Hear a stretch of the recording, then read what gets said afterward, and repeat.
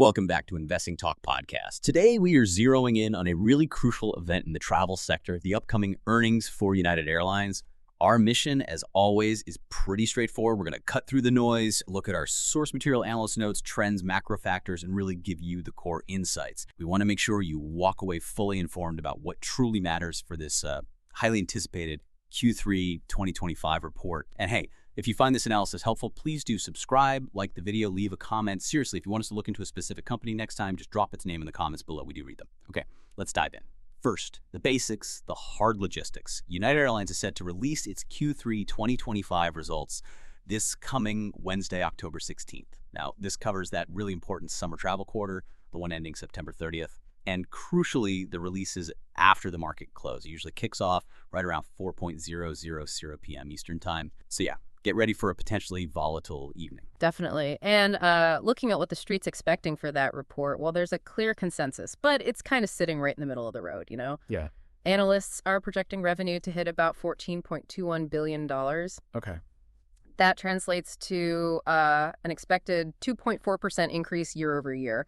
It's solid, but maybe a little conservative for peak season. Yeah, 2.4% feels a bit muted for summer. What about the bottom line? Right. So digging into profitability, the non-GAAP EPS, earnings per share, that consensus is $3.37. That would actually be a pretty healthy 6.5% jump compared to Q3 last year. That sounds better. It does. And what's really significant here is that this number, this $3.37, it fits very comfortably within the company's own guidance. Remember back when United reported Q2, they guided Q3 adjusted EPS to be somewhere between $3.25 and $3.75. Oh, okay. Yeah. And they also mentioned an expected mainline operating margin around 11%. So the current analyst view, it's basically just baking in that middle-of-the-road outcome United already pointed towards. Got it. So the market isn't exactly betting on a huge upside surprise, more like expecting them to deliver what management already signaled. But, let's look at why investors might feel reasonably confident this quarter. United does have a pretty decent recent history of meeting or even beating expectations, right? Right. That tends to build some trust. It really does. And that historical context is, I think, super important here. If you look at the last 4 quarters, you see United's pretty consistent. They execute well. They've actually posted a positive revenue surprise in 3 out of those last 4 reporting periods. 3 out of 4. Okay. Yeah. They did miss slightly on EPS back in Q1 2025, but honestly, it was minor. Like a 7-cent miss. Not a disaster. Right. And maybe more importantly, the stock reaction after earnings has been pretty robust, pretty consistently positive. The market seems to reward that execution. Take Q2 2025, for example. After that report, the stock jumped 3.1% the very next day. And it kept going, delivered a 4.2% return over the following week. That suggests the market's ready, willing even, to assign a higher value when United proves they can deliver. That's the kind of signal investors like seeing heading into a report. And it looks like that positive sentiment isn't just backward-looking. We're seeing it play out right now in analyst revisions, aren't we? Over the past month, sentiment seems to be strengthening. We've seen that Q3 consensus EPS number get revised up by about 1.8%. And revenue estimates got bumped up, too, about 0.7%. When analysts are moving the goalposts up right before the results come out, that usually signals a fair bit of confidence bubbling under the surface. Exactly. It suggests the underlying trends they're tracking are pointing towards a solid quarter, maybe even better than initially thought. Okay, but forecasts and revisions, they reflect sentiment, right? They don't tell the whole story. What were the actual, real-world factors driving things this quarter? We know Q3 is peak travel season, obviously. Yeah. But were there specific operational wins or, macro tailwinds that might push United towards that higher end of their guidance, maybe closer to that $3.75 EPS mark? Yeah, absolutely. I think this quarter's success story, if it plays out, is really driven by a powerful mix of, let's say, 3 things: strategic focus, seasonality, and honestly, some pretty significant cost relief. Let's start with the strategy. United's big push, their long-term play on dominating the Atlantic routes. It seems to be paying off big time. Cool. During the summer peak period, their international routes, particularly transatlantic, were apparently just stellar. We saw reports they carried a record 1.5 million passengers just to Southern Europe, Italy, Spain, Portugal. Wow. Yeah, that's up 11% year over year. And volume is great. But what's maybe more telling is their apparent pricing power in some unique markets. They even launched a new route to nuke Greenland. Greenland? Seriously? Seriously. And apparently it became the fastest-selling inaugural flight in the company's history. Wait, hang on. Nuke Greenland? Mm-hmm. That tells you a lot right there, doesn't it? That's not just about filling seats. That's selling a unique experience, exclusivity almost. Yeah. It's got to be huge for their yields. That's exactly the point. They aren't just competing on price for commodity routes here. They're competing on destination, access, things people will pay a premium for. And this strong international mix, especially these long-haul premium leisure type markets, they generate significantly higher PRISM. Right. PRISM passenger revenue per available seat mile. Exactly. Much higher than, say, super competitive domestic budget routes. That yield leverage, that's often the difference maker for airlines like United. Okay, so strong international high yield demand. What else? You mentioned cost relief. Yes, and this is the second and potentially massive tailwind. This is where some surprise potential could come in. Jet fuel prices. During Q3, we saw jet fuel prices drop significantly, about 8.2% sequentially from Q2 to Q3. 8%. That's huge in the airline world. It's enormous. Fuel is typically the second biggest operating expense after labor. A drop like that, it provides a huge, almost immediate boost to operating margins. It's like finding a financial cushion.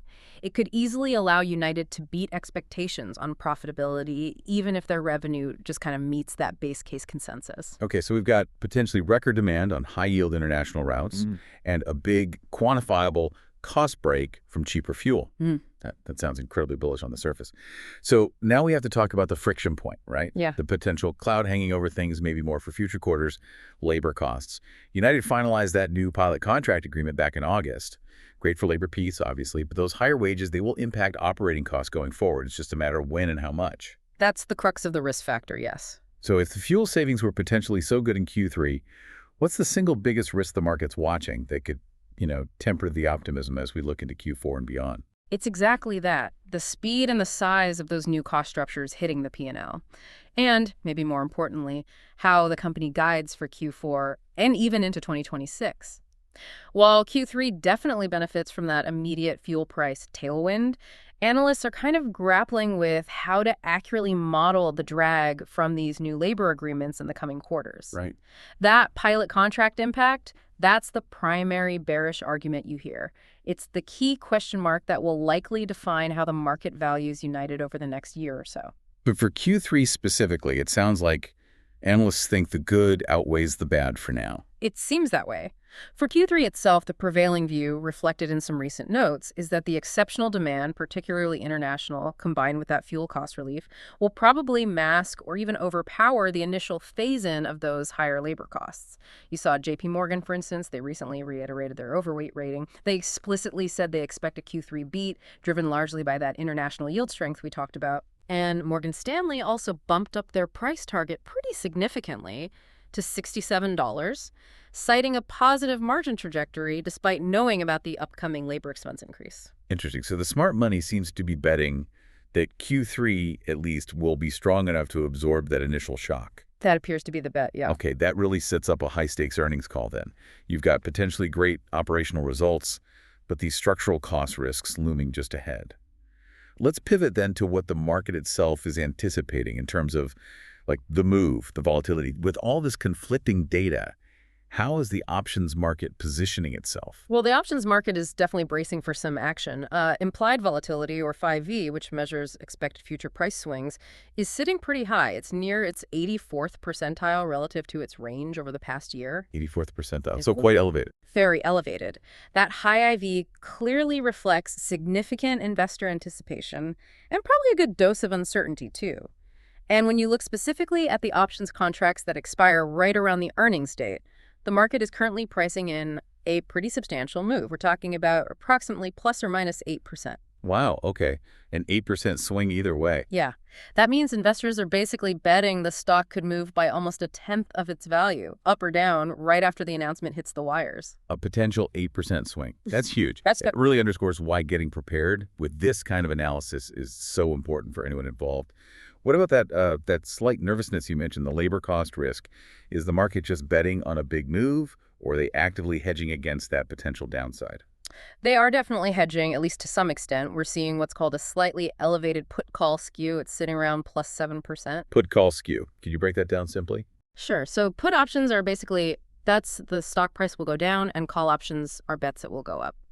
The skew measures the relative price difference between those puts and calls for the same expiration. A positive skew like this, plus 7%, means that puts are relatively more expensive than calls compared to normal. Oh. So it signals that a small but noticeable segment of the market is actively paying a premium, specifically to hedge against or maybe even bet on a negative outcome, a downside surprise. Got it. It hints directly at that market anxiety over the labor cost impact, or perhaps a worry that maybe the fuel savings weren't quite as beneficial as hoped. So basically, the cost of insuring against a drop is a bit higher than betting on a rise right now. Makes sense, given the context.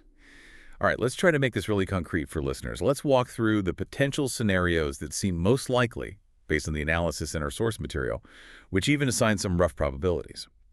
The most likely scenario, according to this analysis, is the base case. It's pegged at about a 55% probability.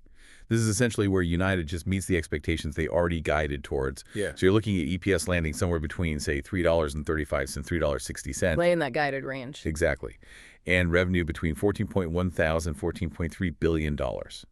This scenario probably implies a stock move within the lower end of that expected plus minus 8% range. Kind of affirms the status quo. Makes sense.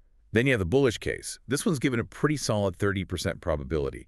This outcome would likely be triggered if the company really knocks it out of the park on margins, maybe delivering an operating margin above 11.5%. That would prove the fuel drop and the international demand fully translated into serious profitability. In this case, EPS could come in between $3.60 and $3.80, maybe even slightly higher, and revenue between $14.3 and $14.5 billion. A true beat like this, though, it would almost have to come with the company raising its guidance significantly for Q4. That would signal confidence they can manage those new costs. That guidance raise would be key in the bullish scenario. Definitely. Finally, there's the bearish case. This one's seen as less likely, maybe a 15% probability. This would happen if they miss badly on margin, either because those labor costs hit harder or faster than expected, or maybe there was some unforeseen domestic pricing pressure that dragged things down. This scenario would see EPS falling somewhere between $3 and $3.35, and revenue potentially dipping below $14.15 billion. Now, given the history and the recent upgrades, this seems like the least probable outcome, but that elevated put-call skew tells you the risk is absolutely real and priced in by some. Right. And regardless of which scenario actually unfolds, if you're tuning into that conference call after the release, there are really two key metrics you need to laser focus on above all else. First is that mainline operating margin. We keep coming back to it because it's the metric most sensitive to all this cost volatility, fuel, labor, everything. Okay. The discussion around how they forecast that margin going forward, that's going to be crucial for understanding how well they managed expenses in Q3 and how they see things shaping up with the new labor contracts kicking in. Got it. Margin forecast is number one. What's number two? Number two is PRASM, passenger revenue per available seat mile. As we discussed, this is really the core indicator of demand strength and pricing power. If United can show strong PRASM growth, especially internationally, it confirms that their whole Atlantic dominant strategy is working, that it's translating into higher average fares, not just filling more seats. It validates the whole approach that likely drove Q3. Okay, so margin forecast and PRASM growth, those are the key signals to watch on the call. All right, let's try to bring this all together then. Based on this comprehensive look at the sources, weighing the short-term tailwinds like fuel against those longer-term structural headwinds like labor, what's our overall leaning here? Well, given the strong sector momentum we've seen, that quantifiable benefit from the fuel price drop, and those positive analyst revisions recently, I'd say the overall leaning has to be neutral to maybe moderately bullish for this specific quarter. Yeah, I'd agree with that framing. But you absolutely have to temper that enthusiasm because of those structural cost risks with the new labor deals. Those are real, and they'll become much more visible starting in Q4. But looking purely at the operational environment for Q3 itself, it seems like it was exceptionally strong. So maybe a confidence score here of, say, 7 out of 10 for a positive report relative to current expectations. A 7 out of 10 feels about right. Cautiously optimistic for the quarter itself, and maybe to leave you, the listener, with a final thought looking beyond just this report. Remember that these Q3 earnings, they're really just one data point, one checkpoint in United's much larger multi-year strategy focused on that transatlantic dominance. So you need to pay attention not just to the numbers in the report, but also to what happens after the call. Good point. What specifically should people watch? Well, there are a few upcoming catalysts that could keep the stock interesting and potentially volatile. There's major airline ETF rebalancing scheduled for October 25th that can cause flows. Then in December, you'll get the large institutional holding filings, the 13Fs. That gives you clues about how the big money managers reacted to this earnings report and guidance. See if they bought or sold after the news. Exactly. And maybe most importantly, look at the company's actions. They just announced a slate of new summer 2026 routes.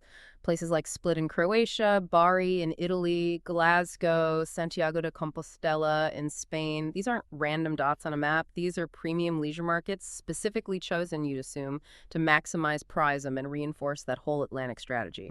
It signals their growth plan is firmly looking years ahead, well beyond just Q3 or Q4. That's a great perspective, thinking longer term. Okay, that wraps up our analysis of United Airlines' upcoming Q3 report. Thanks so much for joining us for this exploration of the source material. We really hope you feel better prepared for the earnings event next week. We'll see you next time on Investing Talk Podcast.